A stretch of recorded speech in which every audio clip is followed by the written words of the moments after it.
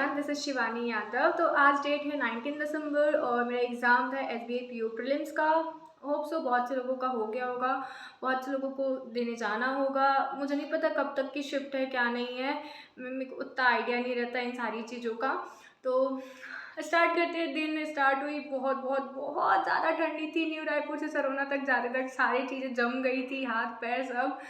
पहुँची exam centre में, फिर अंदर एंट्री की। जब मैं अंदर पहुँची तब मुझे पता चला कि I got my periods.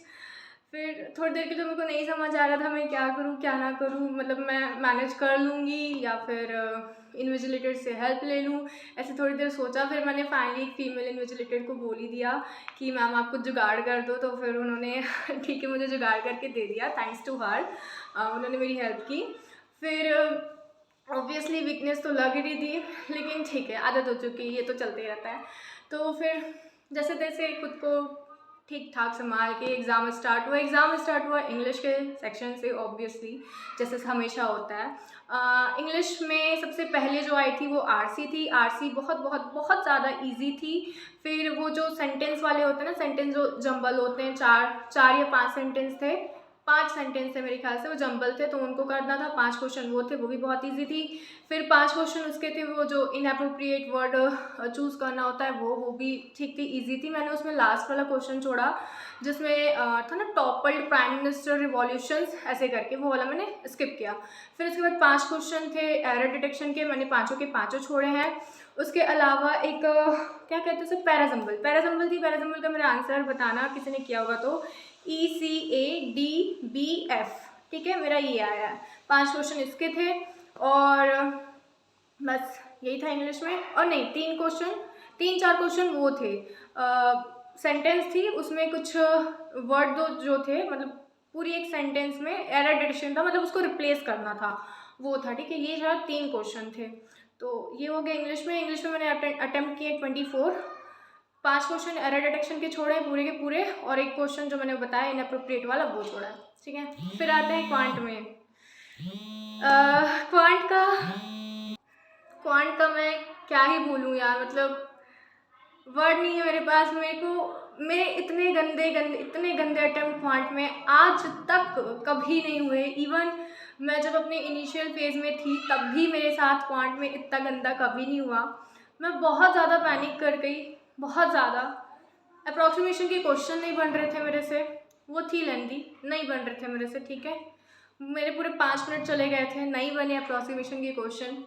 DI आई थी, 2 DI आई थी, थोड़े से लेंदी थे, थोड़े क्या बहुत ज़्यादा लेंदी लगे मुझे। मेरी नहीं हिम्मत हुई कि मैं DI के क्वेश्चंस उठाऊं, DI को उठाऊं और बनाऊं, नहीं कर पाई मैं। DI के एक भी क्वेश्चन नहीं छुए मैंने। केसलेट आई थी, केसलेट मेरे ख्याल से वो ईजी ही थी, वो केसलेट बिल्कुल सिंपल थी, लेकिन मेरे को नहीं पता मैंने उसमें कहाँ कैलकुलेशन में मिस्टेक की और वो भी नहीं बना मेरे से।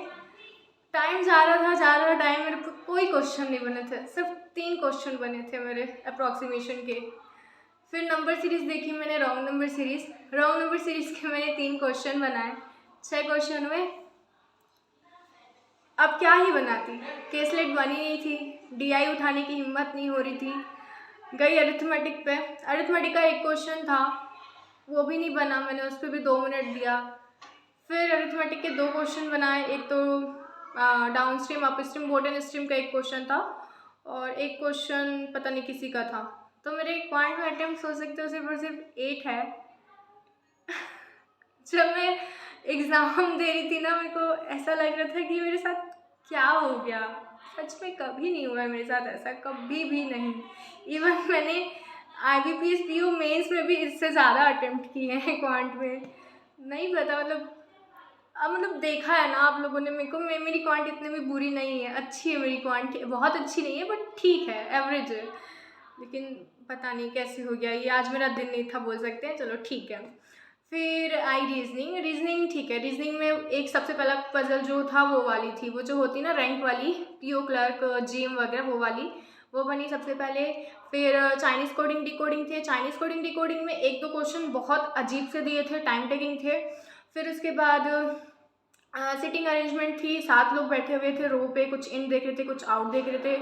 फिर वो पैरेलल वाली सिटिंग अरेंजमेंट थी 8 पर्सन की। फिर उसके बाद एक और पज़ल थी, उसमें कुछ मैचेस वगैरह थे, 6 पर्सन थे वो मैंने नहीं बनाया, वो वाली पज़ल। फिर उसके बाद एक डिस्चार्ज वर्ड था, उसका बताना था कितने बैकवर्ड फॉरवर्ड, 3 शायद उसका आंसर आएगा, बट मैं टिक नहीं कर पाई। ठीक है, उसके बाद ऐसे मिसलेनियस 2-3 क्वेश्चन और थे।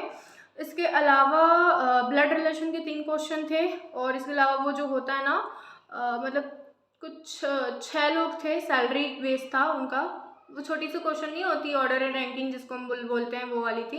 तो ऐसे करके 35 क्वेश्चन थी। रीजनिंग मेरे को ठीक लगी, ईजी थी रीजनिंग तो मेरे रीजनिंग में हुए 28।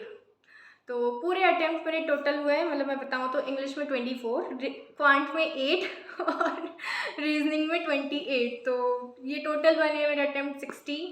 और मेरे को नहीं पता एग्ज़ाम क्लियर होगा या नहीं। अगर ठीक है, शायद शिफ्ट अगर मॉडरेट थी, शायद सब बोल रहे कि क्वांट सबकी शिफ्ट में ऐसी ही आई थी ना, तो फिर नॉर्मलाइजेशन में तो नहीं बढ़ेंगे मार्क्स शायद।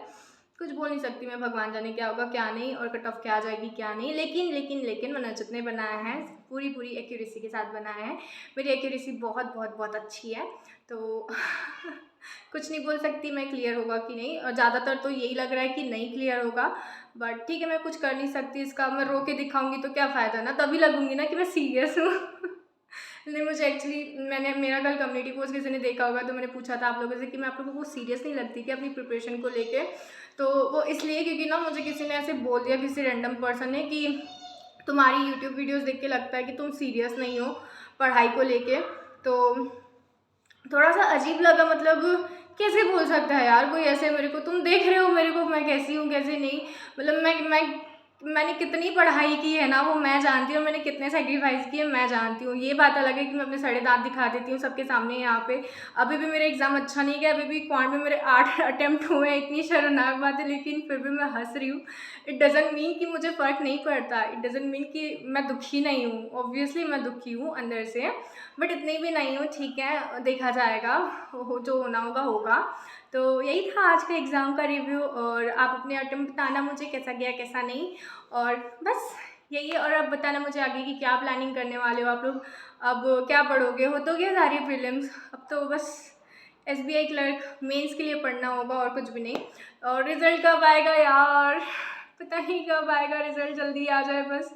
बहुत ज़्यादा वेट है मेरे को सारे रिज़ल्ट का, SBI क्लर्क प्रीलिम्स के रिज़ल्ट का, और सबसे ज़्यादा RRB PO के स्कोर कार्ड का, और IBPS PO मेंस के रिज़ल्ट का। तो पता नहीं, होप सो सारी कुछ पॉजिटिव चीज़ें आए सामने। ज़िंदगी में वैसे तो कुछ अच्छा हो नहीं रहा है, तो यही कुछ अच्छा हो जाए। तो मिलते हैं नेक्स्ट वीडियो में, बाय बाय।